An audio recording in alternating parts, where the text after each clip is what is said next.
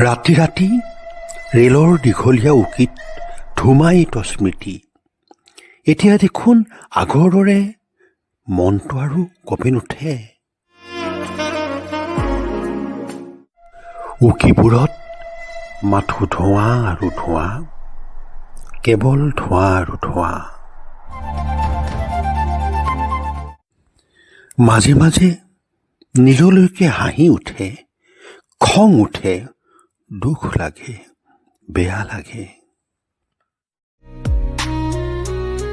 জীৱনৰ বিশ্লেষণ কৰি কৰি পাৰ কৰিলোঁ জীৱন। প্ৰেমৰ সংজ্ঞা বিচাৰি বিচাৰি শেষ কৰিলোঁ প্ৰেম।